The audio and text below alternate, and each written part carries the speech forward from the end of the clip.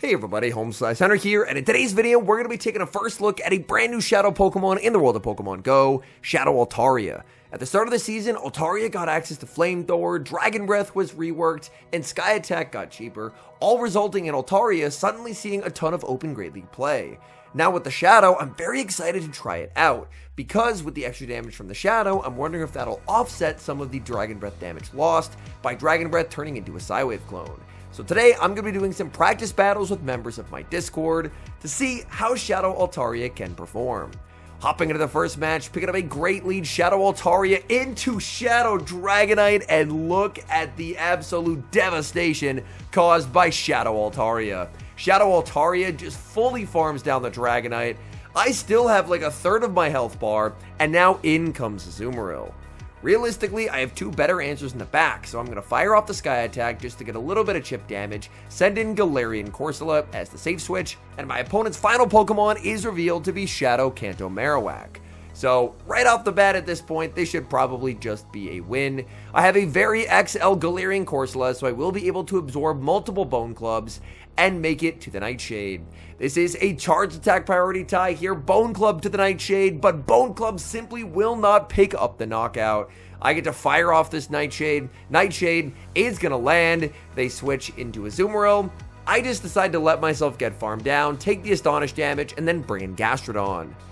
I still have the Altaria, and as long as Altaria has a shield, realistically, there's not really a way that I lose this game. My opponent is going to be firing off the back-to-back Ice Beams, getting this Gastrodon pretty low, but the moment I grab the shield, I should be able to go for a combo with the Sky Attack that's on the Altaria. So I switch into Altaria, but my opponent reads the snipe, and they're able to make a nice catch onto Marowak. Unfortunately, it's still just not going to be enough as Altaria gets to yet another Sky Attack. This is easily going to be enough damage to KO the Azumarill and secure the win. Hopping into the next match, leading Shadow Altaria into Blastoise. Bit of an uncomfortable lead matchup, but Altaria can stay in because these Shadow Dragon Breaths inflict some serious damage. If they no shield, I'm going to throw 3 Dragon Breaths and go for a catch, but unfortunately they just Skull Bash instantly, so I didn't quite get the catch onto Corsola that I was hoping for. Speaking of Corsola, there is Galarian Corsola, and this is going to be a tricky game. I don't have a Ghost Resist on my team. I'm able to land the Sky Attack, which does honestly amazing damage into the Corsola.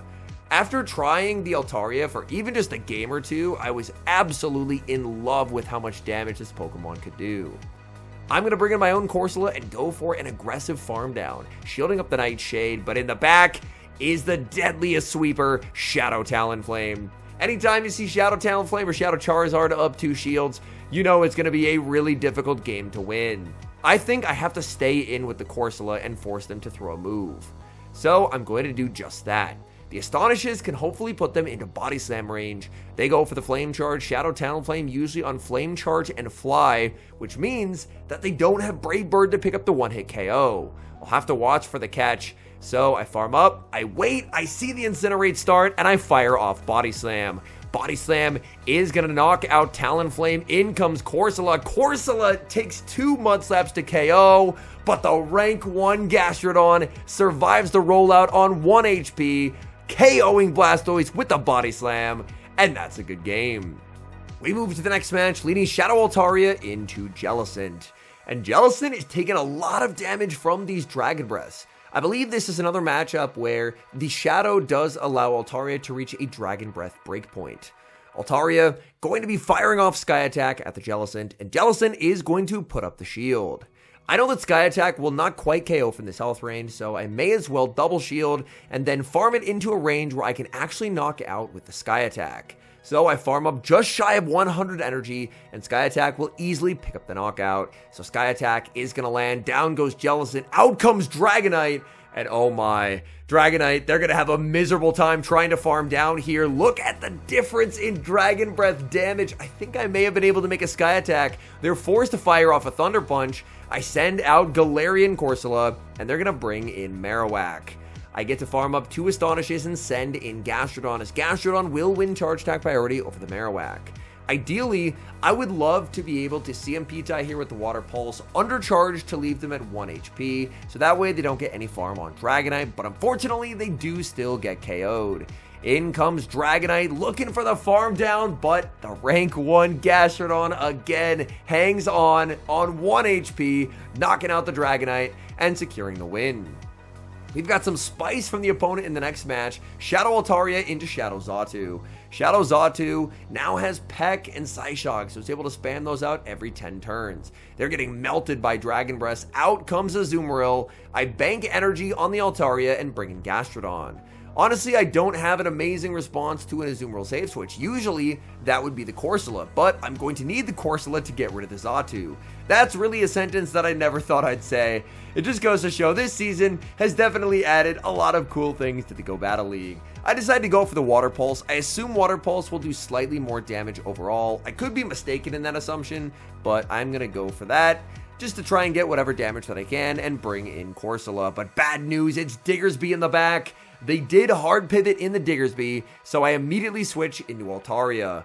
Altaria is going to go for the Sky Attack. They shield the first, which means they're probably going to shield the second. They have high incentive to try and keep this Diggersby healthy, because if the Diggersby is healthy, then my Corsola cannot win this game. Diggersby will go for the Fire Punch. That's going to land, and they immediately throw Fire Punch number 2. This will burn the switch clock. I have to watch for the switch out. There it is. In comes Azumarill. Azumarill going to be farmed down by the Corsola, but the bad news for me is that Galarian Corsola is going to be switch locked, and my opponent will get to put their Diggersby on it. However, all is not lost, because they've already taken quite a bit of damage from the Shadow Dragon Breaths, and Power Gem, even though it's single resisted, will add up. I do have a move stored on the Altaria, so after this Power Gem, I'm going to look to switch. Clock's up, in comes Altaria, and we get the snipe onto Diggersby. Diggersby gets KO'd by the Sky Attack. In comes Shadow Xatu. Xatu gets the farm down. This is going to be a close one. Opponent does end up throwing on alignment as the Astonish goes through. Psyshock lands. Galarian Corsola is simply too bulky, and we escape with the win. Shadow Altaria into Goodra, and this matchup, we do the same amount of damage per Dragon Breath, but Altaria just has the higher HP stat, so Goodra will end up losing. My opponent Aqua Tail baits, they save switch into a Clodsire. Oh no, and that's really unfortunate for my opponent. I get to send in Gastrodon. Gastrodon will completely shut them down. They end up Sludge Bomb baiting, but I don't really have any incentive to shield as the Gastrodon. They're going to now go for the Earthquake. Earthquake will inflict some pretty serious damage onto the Gastro, but again, they can never farm me down. I will go for a nasty Water Pulse undercharge to get a little bit of extra farm, but my opponent actually ends up saving the Clodsire and switching back into the Goodra. Body Slam gets shielded, and I have close to 100 energy on this Altaria. They will get outpaced if they shield, so they're forced to let the Goodra go. In the back is Fortress. It is on Volt Switch. Can I get to a second Flamethrower? They're always going to be shielding up the first. Shadow Altaria gets the final shield and gets the final Flamethrower. This is double super effective damage, torching that Fortress. One hit KO. We take the win with both shields remaining. Shadow Altaria into Corviknight in the next match. This is a good matchup for the Shadow Altaria. Altaria does have a slight pacing advantage getting to the Flamethrower before they're able to get to the payback. Flamethrower is going to be shielded. It does end up being a charge attack priority tie. I decided to respect the payback, and I get the shield call right, putting me very far ahead in this matchup. Here I will overfarm slightly, and here's where battling at 2 a.m. comes back to bite me. I'm not cautious about when I throw, and I let my opponent catch the Flamethrower onto Guzzlord. This is really bad, because I need this energy to be able to deal with the Corviknight later on. Additionally, this team is just very weak to Guzzlord as a whole. Guzzlord is going to make it to a Dragon Claw that does big damage, and they're making it to a Brutal Swing on top of it. So unfortunately at this point, I'm basically assuming that the game is already over. I'm still going to try my best to play it out, but things are not looking good at all. Water Pulse lands onto the Corviknight, opponent switches, and in the back, they have Galarian Corsola. Galarian Corsola is at a health disadvantage, which does help me, but things are still looking quite dire. Corsola's Nightshade will do big damage. Unfortunately, I can't get a double up before my opponent gets a farm down, so I will fire off the Nightshade, farm them into Sky Attack range, and then snipe with the Altaria. Altaria Sky Attack is going to pick up the knockout. In comes Corviknight. Corviknight gets the farm down. My subpar Shadow Altaria IVs cost me in that one. My Altaria, I realized that I actually didn't put the IVs on there. My Altaria is a 12-10-8. So a better ranked Shadow Altaria would have won that game because they would have failed that farm down. Before I continue on to the final 3 battles, an important warning. If you're sensitive to bright lights or flashing lights, I don't recommend watching the remainder of this video, as there's currently a bug where the fast move Psywave is a lot brighter than it's supposed to be. With that in mind, let's move to the next match. We pick up a pretty nice lead, leading the Shadow Altaria into Annihilate. They save switch Lapras, and we immediately get blinded by flashing light from Psywave. This is a bug that they've been made aware of, so I'm confident they'll be able to fix it soon, but for right now, everything is just a little bit brighter in the GO Battle League. So I wanted to warn people as much as possible, and I put all the Psywave battles together at the end, so that way, if people are sensitive to this kind of stuff, they would still be able to watch the majority of the video, and then just avoid the final 3 matches. Here, it looks like I'm going to lose switch advantage, but I have a Sky Attack banked on the Shadow Altaria, which is going to one-shot that Annihilate. So losing switch is honestly not bad, as long as I was able to get both of my opponent's shields. My Gastrodon is going to absorb this Sparkling Aria no problem, and then just fully Mud Slap down the Lapras, but no, the Lapras makes one final move, and that's going to force my shield. I'm going to have to time my snipe well. In comes Annihilate, and there's the snipe with Shadow Altaria. Shadow Altaria Sky Attack, one-hit KO. In the back is Tinkaton, and Tinkaton is getting outpaced. Shadow Altaria gets the flamethrower. Tinkaton is a very bulky Pokemon, but it does not look it today, as Altaria absolutely cooks it. They go for a Play Rough Undercharge to get a little bit of extra farm, but unfortunately Gastrodon is having the Water Pulse ready, which means this game is over. Down goes Tinkaton, and the damage output from Shadow Altaria is just amazing. We move to the next game, Shadow Altaria into Shadow Quagsire. I'm not going to throw the Sky Attack yet because it does not knock them out. I'm just going to stay in and shield and look to Dragon Breath them into a range where Sky Attack will actually be lethal. Getting the shield call right on the Stone Edge does put me very far ahead. My opponent is just going to fully sacrifice the Quagsire and send out Togekiss. Now this is a little bit awkward. Gastrodon obviously has a terrible matchup into this Pokemon, so I'm kind of forced to stay in. If they have Dazzling Gleam, I'm easily getting knocked out. But if they have Psyshock, which they do, then I can actually survive it, get my shield back.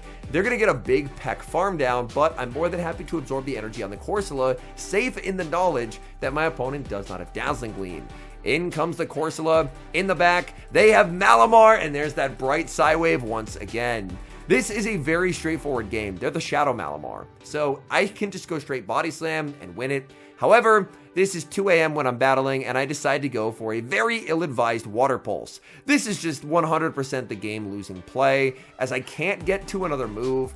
Double Body Slam, the game would have been very, very easy, but when you're battling late at night, things can get a little bit difficult, but I get a bit lucky. My opponent does not have the back-to-back foul plays there. I get to knock them out with the Nightshade, and Togekiss just simply cannot do enough damage to take home this win.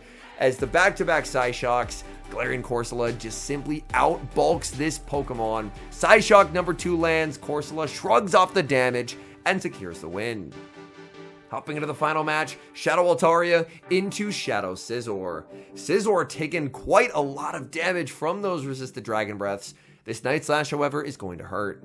Night Slash is going to land. I go for the Sky Attack, and my opponent makes a nice catch onto Malamar. Malamar will take a lot of damage, but obviously Malamar, we know, is a Psywave user. So we have some very bright Psywaves upcoming, up until Corsola fully farms it down. So the foul play is going to connect. They're going to get another foul play as well. I decided to shield this up just because I want to try and preserve all this energy on the Corsola. Corsola exits pretty close to 100 energy, which is nice. In the back, oh, that's probably going to be a loss. It's Galarian Moltres. Galarian Moltres, I desperately need them to no-shield a Power Gem, but they're not very likely to do so. They're gonna double shield, and I'm in trouble. I send in Altaria. Unfortunately, my bad IVs betray me once again as I fall short of a Sky Attack, and now I just bring in the Gastrodon. Unfortunately, I really don't have a path to victory once my Shadow Altaria was not able to get that move. Again, as I mentioned, I highly recommend getting a high rank Shadow Altaria. Here, my opponent should always try and go for a catch, and they do onto the Scizor. I need to try and preserve a Water Pulse for later, so I Body Slam, I Snipe with my Corsola. I have to hope that I have the Water Pulse banked, but I believe I'm short, and I am short. Can't get the move, and we will lose that game. And now some final thoughts on Shadow Altaria and its place in the Open Great League meta.